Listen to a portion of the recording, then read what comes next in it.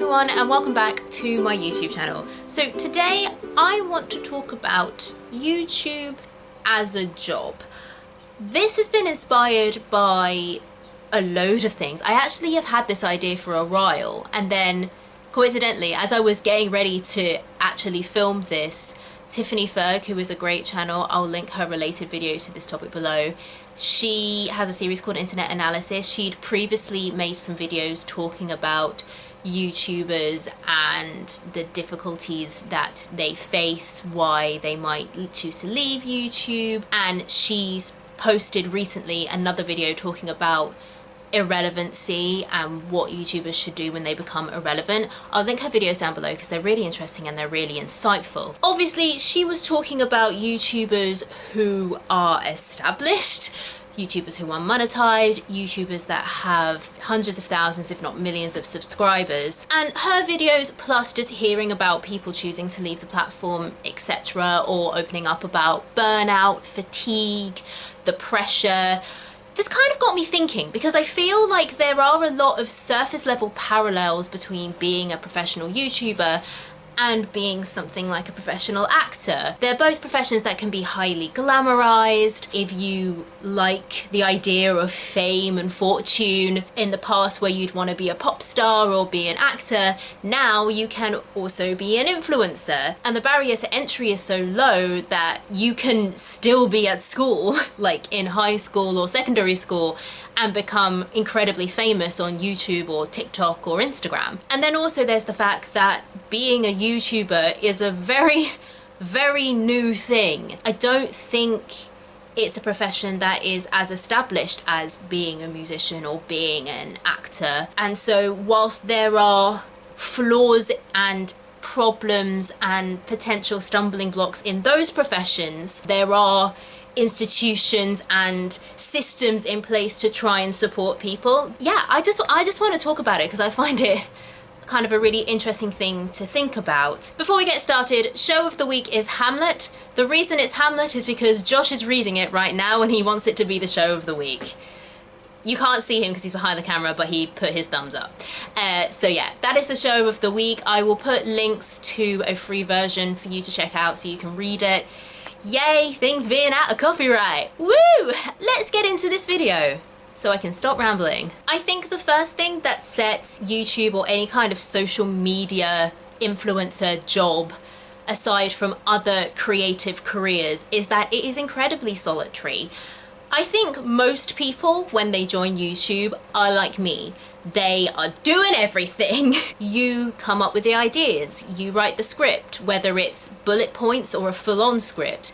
You are the performer or the presenter, you're the camera operator, you're the editor, you do all the admin, you are the graphic designer for the thumbnails. You're literally doing everything. With theatre, everything that goes into making a show is delegated. You have a producer, you have a director, you have your actors, you have your choreographer, you have your stage manager. To extrapolate it a bit to film, as you know, the filming aspect is very similar to YouTube, you have a camera person, you have a director of photography, you have an editor. All of those tasks are delegated out to individual people, and then those roles can be delegated further. For example, you can have an assistant director to help with some of the tasks that directing entails. So when you have a good team of people around you, because it is a team effort, it's less likely that you're going to get overwhelmed. Because if I'm an actor in a show, it's like, well, I just got to concentrate on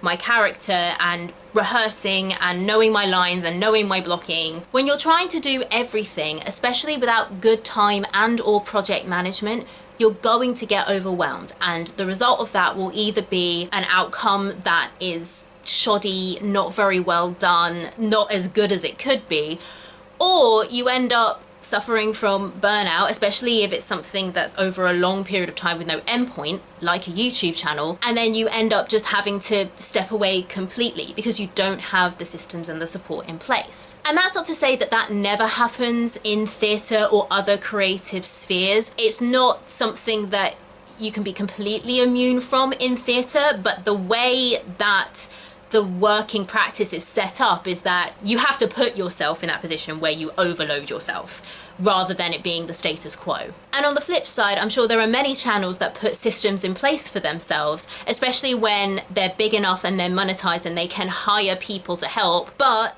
at the same time, that is reliant on the founder of the channel being willing and able to delegate some of those tasks and relinquish some creative control. The second thing I think is really important is that success on YouTube is largely dictated by the algorithm. I've actually had some of you guys comment on some of my videos saying that you really like them and it's a shame that theatre content or musical theatre content doesn't do well on YouTube. And to be honest, I kind of needed to hear that. Just knowing that actually the algorithm doesn't favour theatre content or musical theatre content actually made me feel better, because I'm like, okay, it's nothing wrong with me, it's just the algorithm, it's fine. However, if you want to make YouTube your job, you have to be aware of the fact that the algorithm favours some content over others, both on an individual level and a collective level. There are some genres of content that do extremely well, and there are other genres of content that don't. Therefore, as a creator,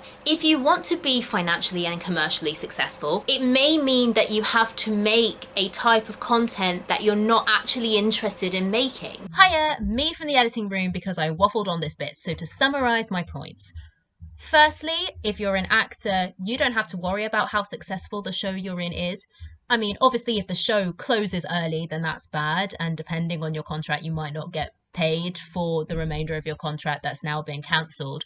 But as long as the show's up and running, it doesn't matter if you have 5 people in the audience or 1,000 people in the audience. You're just getting paid by the company, and it's the company's problem where that money is coming from. Secondly, if you are a theatre producer or a theatre practitioner producing your own work, and you're making work that isn't as popular, isn't as commercially viable, but it ticks other artistic boxes or social boxes, you can find other funding to help you put on that work. In the UK, we have the Arts Council. You can apply for project funding through them. You can register as a charity and then get charitable donations to help you do your charity-based theatre work. If you're smart and you know how to tweak the work you're making to make it tick those boxes, you can find money from other places rather than just being like, if we don't sell tickets, we're gonna go bankrupt, yay. And thirdly, the monetary transaction when it comes to YouTube, and this is not counting sponsorships on videos or things like Patreon and things like that, this is just YouTube and AdSense revenue. That transaction is between YouTube itself as a company and the advertisers.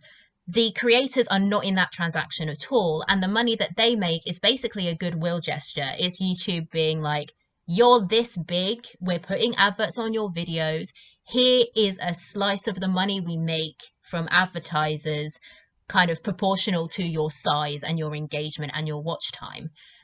If you are a theatre producer, you control that transaction. The transaction is between you and your audience. When your audience wants to see your show, they pay you money and then you get that money and it's like, woo, let's pay off our debts and hopefully we've made a profit. Yeah, so it's completely different.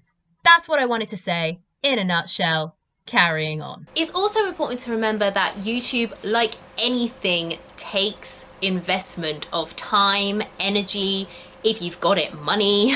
And that's true of theatre or any other profession. Like, you're not just gonna walk into a CEO role at a company or graduate drama school and become a big name Hollywood actor. Like, that's not how life works. You need to put in time and effort. You don't come out of the womb as, I can't even remember the name of the actor that I want to say. Robert Downey Jr., that's the one.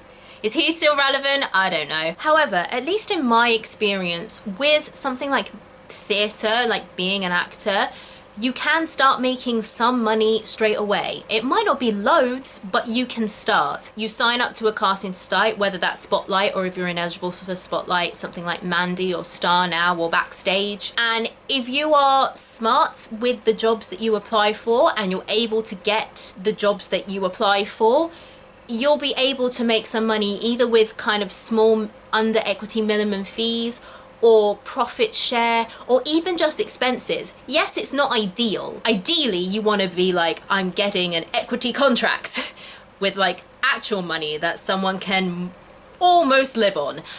but at the very least, you shouldn't be making a loss. With YouTube, you are out of pocket straight away. You have to do many, many months, if not years of work before you're able to recoup any of the time, effort, money that you've spent. The next thing I want to talk about is longevity, and I don't mean this in the sense of being mean and being like, oh, you know, you've only got so long and then you're a has-been or anything like that. That is something that Tiffany Ferg touched on in her video, and she did compare it to actors and being like, actors only have a short career. I would disagree with that. I think it can be difficult, especially for women getting older. It can be difficult. Don't know what's going to happen when I can't play children anymore. But at the same time, the point of theatre and film is to show stories of people, and people exist at all ages. So there are always going to be some parts, maybe not the best written, maybe not as many as there could be, although I think people are more aware and that's changing now, but there are always going to be parts for older actors because older people exist. I think the comparison with athletes was a bit more accurate on her part, but that's just my 2 cents. Still a very good video, check hers out. I want to talk about longevity more in terms of like how long do you want to do what you're doing, and this is going to vary from person to person. There might be some people who are like, yeah, until I'm 80, I'm gonna be making YouTube videos because I love it so dang much. And I don't think that's going to be most people. And this is the same for acting as well. I just want to say, like, I am perfectly open to the fact that at some point my priorities will change and I might want to not be an actor anymore. Even when I trained, I was like, I might graduate and be in the acting world and be like, no, I don't want to do it anymore. I think you have to be. I think the difference is going back to when you're the person doing all of the things and you're the person who's coming up with the ideas. There are only so many ideas that a single person can come up with. Bearing in mind, a channel, if you're uploading weekly, say, it's not like one project. So writing a play and putting that on and being like, okay, that is done. We breathe, we rest, we recuperate, play until new ideas come, and then we write a new production and put that on. It's like every single week you have to come up with a new idea, or at least if it's not completely new, make it seem fresh enough that it feels new to your audience. Once you've got big enough to be monetized, you've probably been doing that episode after episode after episode after episode after episode. At some point, you're gonna get fatigued and struggle to come up with ideas. And also, even if you are able to keep on coming up with ideas, is making YouTube videos gonna continue to be creatively fulfilling? The patterns that we're seeing with other YouTubers suggest that no, at least not for everyone. Many YouTubers are transitioning into music and becoming songwriters and performers. Other people are going to other forms of social media like podcasts, where it can be a bit more freeform. Some people are transitioning over to television as well, writing books, things like that. And it's hard to tell how much of that is just, oh, secondary income, and how much of that is, no, I want to do things that are going to creatively fulfill me more so than video making now does. But the fact that they feel that they want to move on from YouTube suggests that the creative outlet of YouTube can only sustain some people so long. Editing me again. Yes, it's a different day. Life is hectic. But some YouTubers are even getting regular jobs, not necessarily leaving YouTube completely, but getting normal 9-to-5 average jobs, not branching out into other creative fields, which suggests that people aren't only lacking creative fulfillment in YouTube after however long, but also personal fulfillment as well, which I think is really interesting. Carrying on. And with acting, I imagine that it can be the same. I know of people who have left the industry, both people that I've worked with previously or friends. I don't know their reasons why, but maybe a lack of creative fulfillment could have been a part of that decision. But for me personally, at the moment, I don't see, or I don't imagine acting not being creatively fulfilling for me, at least at the moment. Again, open to that changing. The last point I want to make about this, and for me, I think this is actually the biggest potential obstacle out of all of the obstacles that I've mentioned, is that when you're the face of your channel, it is a lot of pressure. When you click on a YouTube video, at least for the people that I watch anyway, a lot of the time you're clicking on that video because you want to watch that person and the content that they make specifically. The amount of times when I go through phases of watching certain content and then I'll be suggested other YouTubers and I'm like, I don't actually care about the genre of content, I want to watch this person. It can even get to a point where the audience of a YouTuber can see that YouTuber as their friend, what's called a parasocial relationship, which you may have heard of that phrase before, you may not. Basically, it's kind of when you think someone is your friend even though you don't know them. And I found myself falling into this trap. There are YouTubers I watch where even though I'm a grown-ass woman and I know nothing about this person, they could be an axe murderer, I watch them and I'm like, I wonder if in a different parallel universe, if we lived in the same place and knew each other, I think we would be friends. I have no idea if that's true. I mean, firstly, we'd be completely different people with different experiences, because most of the people I watch on YouTube are in the States, so it's like either I live in the States and I'm a completely different person, or they live in the UK and they're a completely different person, but hopefully the latter rather than the former. I like having, you know, not having to worry about health insurance until the Tories take the NHS away. Anyway, tangent. And then this can cause further problems when your audience is then critical of you or your content because either A, you do something legitimately wrong, or B, which I think is even harder in a way and the more sympathetic point, when you change or you mature as a person or you want to change up your content. You could have old ride or dies being like, oh, I like your old content, or oh, you've changed, you're not as down to earth as you used to be, oh, you're so boring now, or whatever it is.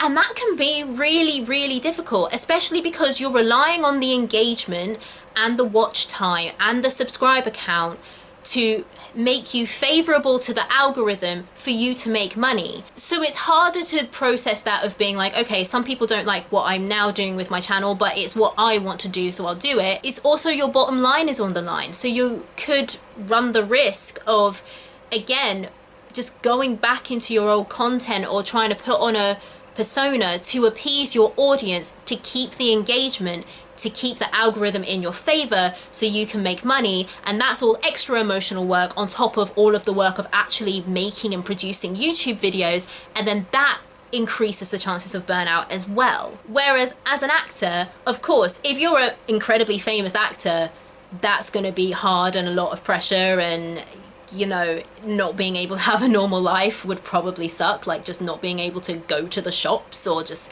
hang out with your friends on the beach or whatever because you might get mobbed. But by and large, when you're an actor, you play characters, and you'll probably play many characters throughout your life. The exception would probably be if you're in a soap, for example. I don't know if you have soaps in the US. They're kind of like long-running series that have been going on for 30 years. Things like EastEnders, Coronation Street, those are the two main ones in the UK. There are probably others, I don't really watch soaps. So fans like you for your talent. They like you because you're a good actor. They might also like you because of a certain character you've played, but they don't like you because they think you're a really cool guy and they feel like you're your best friend. I don't think anyone who's a fan of Robert Downey Jr. thinks that they're his best friend. But there are fans of channels on YouTube that, just reading people's comments, they act and they behave, and to a certain extent I think believe that they know who these YouTubers are that they watch.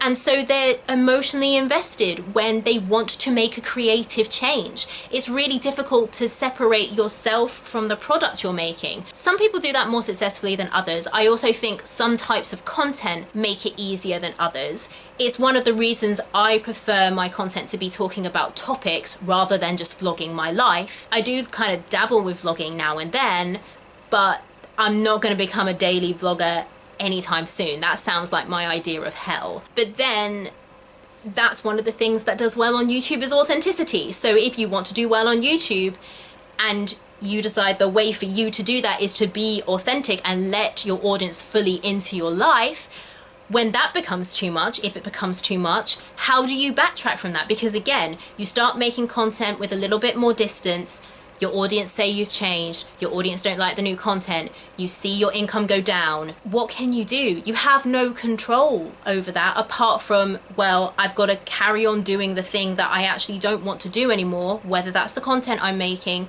or the relationship I have with my audience or with the camera, even though I know it's unhealthy for me because that's the only way that I can make money. It's a bit of a mess. So those are just some of my thoughts as to the issues or the potential problems of YouTube as a job. And that's not even getting into like the lack of structures and comparing that. Like, yeah, acting can be really hard, but at least I can go to equity if I have a problem. They might not do much, but I can go to equity. I can reach out to any of the actors or creatives that I've worked with throughout my career thus far. There are so many people that you can reach out to, especially when you're a small YouTuber. You don't have that support. If I had a problem with YouTube, I don't think I could reach out to YouTube itself. I'm such a small, minuscule cog in the machine. I don't think that they would do much unless it was something incredibly serious. And I wonder how YouTube is going to evolve as a profession. Assuming that YouTube like survives and doesn't like implode, I don't think that's gonna happen anytime soon, but it may well be that Google's like, nah, this is too much of a headache, we're shutting YouTube down. And assuming that people still want to use YouTube and make it a career and a job that one can have, I'll be interested to see how or if people come together to try and put these systems and support networks in place for creators. We've had theatre for thousands and thousands and thousands of years. So are the systems we have now not perfect? No, but there are systems. And I think once you're in the industry and you get to know how everything works, there's enough communal industry knowledge for you to be able to find the alternatives where you can. And there are people making alternatives. I feel like YouTube is so new, there are no alternatives. There are no people thinking, how do we make this better? And if there are people thinking that, there aren't structures in place for them to try and make that happen. And I think that's probably primarily because YouTube and the advertisers are happy. That's where the actual transaction is happening. For them, as long as people are making videos, they don't really have to worry about what's happening to those people, the labor and the toil and the burnout that's happening. As long as videos are getting made, advertisers will pay for advertising space, YouTube makes their coin, and they can throw creators a bone. And I just don't think that's a sustainable career path. At the same time, there are going to be a lot of people, especially young people, who have been growing up with YouTube for forever. Like, I only really started watching YouTube when I was at university. So young people who have grown up with YouTube and have seen people make so much money off YouTube can see how viable it can be if you're one of the lucky and or hardworking few who want to make it work for them. And I think we need to protect those young people, either by just being brutally honest about what it is actually like, and then whether they choose to listen, that's up to them, because remembering me as a teenager, you know, sometimes listening is not what you want to do. Or being like, okay, how do we make this a viable thing? So all these young people who are like, yes, I want to be YouTube famous, it's like, okay, cool, this is how you do it. Like when you go to careers counseling sessions at school and it's like, this is how you be a doctor, this is how you be a teacher, this is how you be a YouTube influencer. So yeah, so that's just my 2 cents on the whole thing. Let me know what you think. Do you think that YouTube is a good career, a bad career? Is it something that you'd be interested in doing or not? Do you think you'd want to be a YouTuber more than an actor, or vice versa, or just like not interested at all? Let me know your thoughts. I'd actually be really interested. I also feel, slight tangent, I don't know if it's going to make this into the video, I also feel that there is such stigma to just wanting to have a normal job. Like, it's all right to want to be a doctor because you're saving lives, or it's all right to want to be a CEO because you own the business, but like, it's not all right to just want to be an accountant. Like, Be an accountant, it's fine. I feel like that's part of the draw of YouTube as well, is it's like, oh, it's not a normal job, you wouldn't understand. And maybe that's kind of a draw of wanting to be an actor as well, I don't know. It wasn't for me personally, but online, in the online culture, it's such a taboo to want to be ordinary in terms of your work, or in terms of anything that you do. And I think I might make another video about that, because that's really interesting. Like, why is being ordinary such a bad thing? That might be a video coming soon. But anyway, I hope you enjoyed this one about theatre versus YouTube as a job. My thoughts. I hope you enjoyed. If you did, please consider liking and subscribing. Would love to have you on the channel. Come on down. Buy me a coffee if you would like. Would appreciate it. Stay tuned for more theatre content from a UK perspective, and I will see you all in my next video.